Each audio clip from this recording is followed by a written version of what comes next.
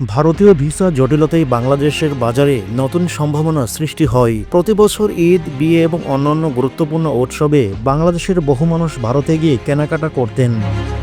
কিন্তু সাম্প্রতিক সময়ে ভিসা পাওয়ার জটিলতা এই প্রবণতা ব্যাপকভাবে হ্রাস পায়। ফলে স্থানীয় বাজারে কেনাকাটা উল্লেখযোগ্যভাবে বৃদ্ধি পায়, যা দেশীয় অর্থনীতির জন্য নতুন আশার আলো নিয়ে আসে।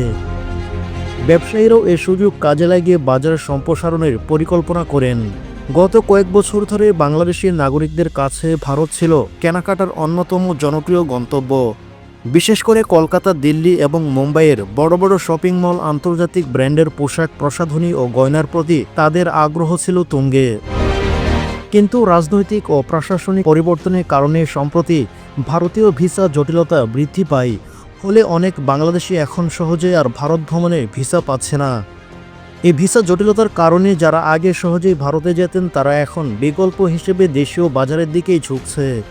বিশেষজ্ঞরা বলছে, আগামী দিনগুলোতে যদি এ পরিস্থিতি অব্যাহত থাকে, তবে বাংলাদেশের স্থানীয় ব্যবসায়ীরাও আরও দীর্ঘমেয়াদে লাভবান হবে। ভারতের কেনাকাটা কমে যাওয়ায় আরেকটি কারণ হলো বৈদেশিক মুদ্রা ব্যবহারের ক্ষেত্রে সরকার কর্তৃক কিছু বিধিনিষেধ আরোপ। এই নতুন নিয়মের ফলে ক্রেডিট কার্ডের বিদেশে ব্যয়ের হার নিম্নমুখী, যার ফলে মানুষ দেশেই কেনাকাটা করতে আগ্রহী হচ্ছেন।